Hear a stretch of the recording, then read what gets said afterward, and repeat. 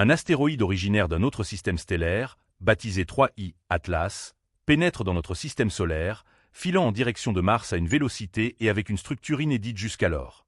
Les astronomes sont stupéfaits. Il transporte une charge riche en dioxyde de carbone, presque 8 fois supérieure en volume à son contenu en eau, se rapprochant de Mars à 30 millions de kilomètres alors que la Terre est masquée par l'éclat solaire. Parallèlement, les rovers martiens de la NASA détectent des indices potentiels de vie dans les lits asséchés de rivières antiques du cratère G0. S'agit-il d'une simple coïncidence céleste, d'une livraison naturelle de glace exotique, ou d'une intervention délibérée et artificielle? Voilà ce que 3I Atlas effectue véritablement aux abords de Mars.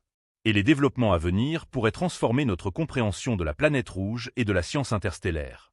3I Atlas n'est pas un simple comète ordinaire. Sa trajectoire à travers le système solaire est hyperbolique, avec une excentricité supérieure à 1, marque indéniable d'une provenance au-delà de l'influence gravitationnelle de notre Soleil. Les experts l'ont validé en quelques heures après sa détection le 1er juillet 2025, les calculs orbitaux indiquant qu'il ne rebroussera jamais chemin. Contrairement aux planètes ou à la plupart des comètes qui orbitent en boucle autour du Soleil, 3I Atlas emprunte un parcours unique, traversant l'espace à près de 68 km par seconde. Cela équivaut à environ 150 000 milles par heure, une allure bien supérieure à celle de tout corps né au sein de notre système. Son passage le plus proche de la Terre surviendra à 1,8 unités astronomiques, soit environ 269 millions de kilomètres, en décembre 2025.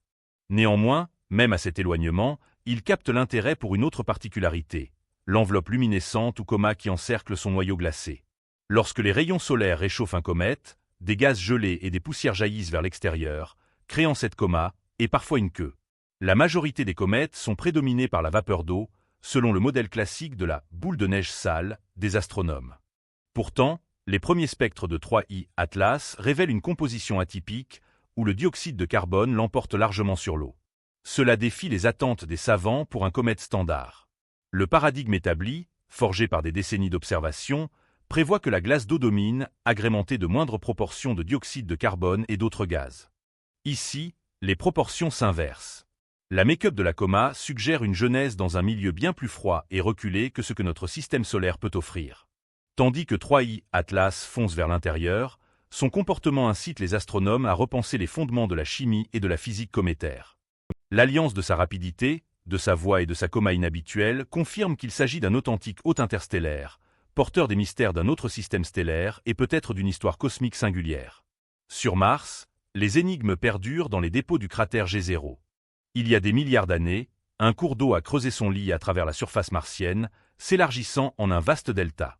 Là, des strates de limon et d'argile se sont déposées, emprisonnant les vestiges de toute forme de vie ou de réaction chimique ayant jadis animé ce réseau fluvial ancien. Parmi les motifs résiduels, les chercheurs ont repéré une anomalie. Des taches arrondies et modelées, disséminées sur le delta, appelées textures en taches de léopard.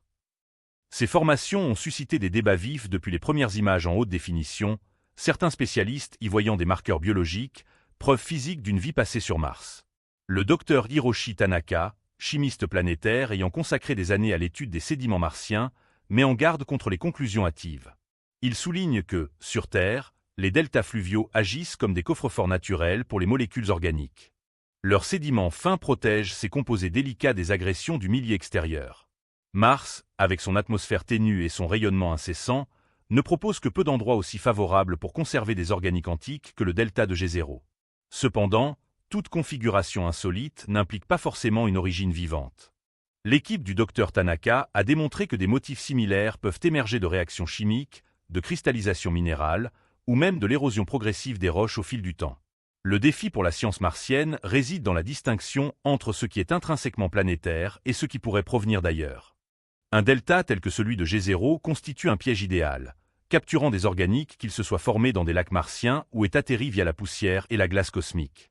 Alors que de nouvelles allégations sur des biosignatures se propagent, le risque d'amalgame augmente. Le moment choisi par 3I Atlas pour frôler Mars accentue la problématique. Si une afflux d'organiques frais surgit dans le delta, s'agit-il d'un écho du passé martien ou d'une importation récente des confins de l'univers?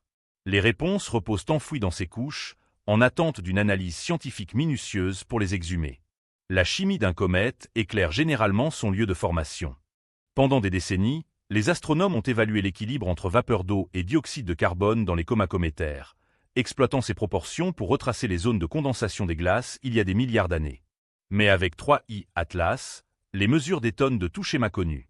Le 18 juillet 2025, le Grand Telescopio Canaria a capturé un ratio dioxyde de carbone, au proche de 8h1, une valeur extrême par tous les critères.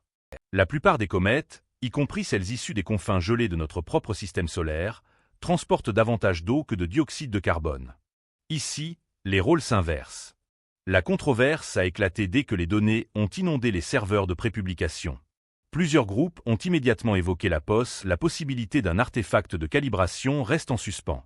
L'atmosphère terrestre est saturée de dioxyde de carbone, et soustraire ces bandes d'une cible interstellaire faible est une tâche notoirement ardue, mais des spectres de suivi obtenus avec le télescope Keck et le Nordic Optical Telescope ont confirmé l'anomalie. Même les estimations les plus basses, autour de 5h1, sortent largement des standards habituels. La interrogation actuelle porte sur le fait de savoir si cela ouvre une vue sur une formation dans un type différent de nuages moléculaires, ou s'il s'agit d'une preuve de traitement radical par les rayonnements cosmiques au cours de son long périple. Pour compliquer le tableau, les astronomes ont détecté une teinte verte dans le spectre de la chevelure. Cette luminescence est associée à des molécules telles que le dicarbone et le cyanure, des composés qui peuvent briller intensément sous l'effet d'une chimie énergétique. Chez 3I Atlas, leur force semble exceptionnellement élevée, peut-être alimentée par la même dégazage riche en dioxyde de carbone qui le distingue. Certains experts proposent que cela indiquerait une origine au-delà de la ligne de glace d'eau classique, dans une zone où le dioxyde de carbone gèle en premier. D'autres évoquent une sublimation sélective ou les impacts de rayonnement décomposant des glaces complexes et libérant des molécules rares. À chaque observation supplémentaire, l'histoire chimique devient plus énigmatique et le temps presse pour les instruments basés sur Mars afin de saisir un signal net avant que l'objet ne s'éloigne. Le décompte jusqu'au 3 octobre s'est transformé en une course effrénée contre la montre. Ce jour-là, 3I Atlas frôlera Mars à une distance de seulement 0,19 unités astronomiques, soit environ 28 millions de kilomètres. À l'échelle cosmique, c'est une proximité infime, particulièrement pour un visiteur issu d'un autre système stellaire. Cependant, ce passage au plus près pose un problème. Du point de vue terrestre, Mars et 3I Atlas se trouveront presque alignés juste derrière le Soleil. Pendant des semaines avant et après le survol, la lumière solaire éclipsera la ligne de visée, obligeant les télescopes au sol à fermer leur coupole et à patienter. Cette conjonction solaire, qui s'étend de fin septembre à fin octobre, crée une période d'obscurité scientifique totale. Les observatoires les plus puissants de la Terre, comme Keck, VLT et JWST, ne pourront ni suivre la comète ni sonder le ciel martien. Même les liaisons radio avec les sondes en orbite autour de Mars deviendront instables, noyées dans le bruit solaire. Le calendrier est impitoyable. La configuration du survol implique que la meilleure opportunité d'observer une interaction entre 3I, Atlas et Mars tombe précisément dans cette phase d'aveuglement scientifique. Des occasions manquées comme celle-ci sont exceptionnelles.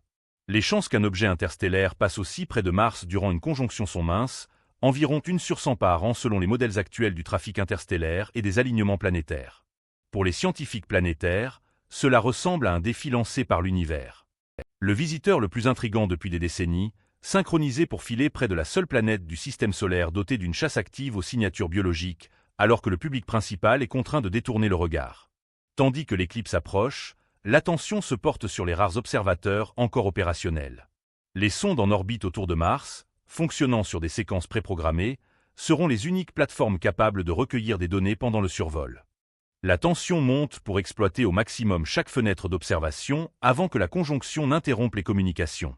Chaque minute est précieuse, et chaque ensemble de données pourrait révéler le secret de l'énigme. Le temps file, et l'univers ne s'arrête pour personne. Les orbiteurs martiens représentent la dernière chance d'observation alors que 3I Atlas effleure la planète rouge. Parmi eux, Mars Express de l'ESA et l'ExoMar Trace Gas Orbité sont désormais chargés de capter toutes les preuves possibles avant la fermeture de la fenêtre. Le Dr Colin Frank Wilson, scientifique de projet pour Mars Express, qualifie cet effort de pari scientifique exceptionnel, qui pourrait ne plus se reproduire cette décennie. La caméra stéréo haute résolution, ou HRSC, à bord de Mars Express est conçue pour cartographier la surface martienne avec une précision remarquable. Ces canaux colorés couvrent de 380 à 1000 nanomètres, mais à 28 millions de kilomètres, cet instrument performant ne percevra 3I Atlas que comme un point faible et diffus. La résolution projetée, d'environ 128 000 km par pixel, fera se fondre la chevelure et le noyau de la comète en un seul élément indistinct. Seule une éruption soudaine et brillante inattendue pourrait permettre à la HRSC d'esquisser sa forme ou sa taille réelle. Les probabilités sont faibles, mais pas nulles. Sur le trace gas orbité, le spectromètre NOM adopte une tactique distincte. Ces canaux ultraviolets et infrarouges sont calibrés pour identifier des gaz comme le dioxyde de carbone et la vapeur d'eau. Précisément les substances qui différencient 3I Atlas. En principe, un événement de dégazage suffisant pourrait imprimer une signature chimique dans les relevés de NOM. La sensibilité de l'instrument, validée pour traquer les gaz traces dans l'atmosphère martienne, atteint des parties par milliard pour certaines espèces. Toutefois, pour une cible lointaine et ténue, le signal doit émerger du bruit de fond. Un défi aux limites des capacités du spectromètre. Les deux orbiteurs doivent surmonter des obstacles opérationnels. Durant la conjonction solaire, les communications avec la Terre sont sporadiques ou totalement coupées. Les instruments opéreront via des scripts préétablis avec aucune marge de manœuvre pour des ajustements de dernière minute. Les données recueillies au cours de cette période d'occultation risquent de demeurer stockées en mémoire interne pendant des semaines, exposées à une perte potentielle si l'espace disponible se remplit avant la reprise des transmissions. La luminosité prévue de la comète, aux alentours de la magnitude 17 ou 18, met les capteurs à rude épreuve. Les instruments HRSC et XIS pourraient bien détecter une source ponctuelle. Quant à OMEGA et SPICAM, ils ont peu de chances de percevoir autre chose qu'une lueur infinitésimale. Le Dr Wilson et son équipe ont longuement discuté de la manière optimale d'exploiter ces rares créneaux d'observation. Ils sont conscients des probabilités. À moins que 3I Atlas ne réserve à tous une éruption spectaculaire et inattendue, le résultat le plus probable se limitera à une série de limites supérieures. Des mesures qui indiquent simplement ce qui n'a pas pu être observé.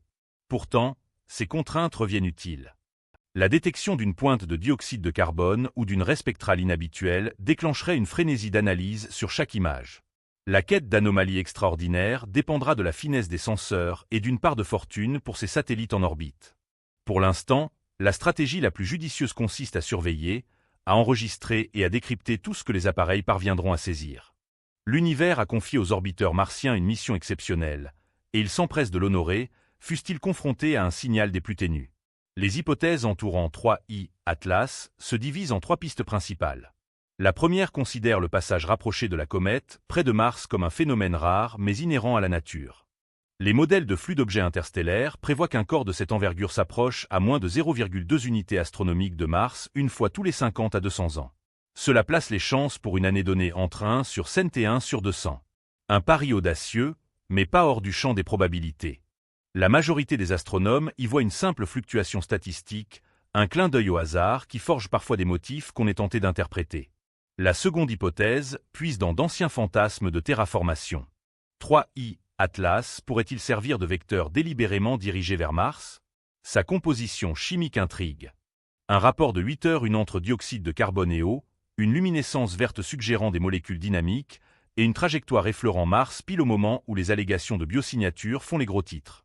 Pour que ce scénario tienne la route, il faudrait des indices de pilotage. Un jet non aléatoire, une signature isotopique artificielle, ou un virage orbital inexpliqué par la gravité ou les dégazages spontanés. L'orbite est hyperbolique. Aucune trace d'accélération non gravitationnelle, et le silence radio écarte les signaux évidents. Néanmoins, les orbiteurs martiens restent vigilants face à toute bizarrerie.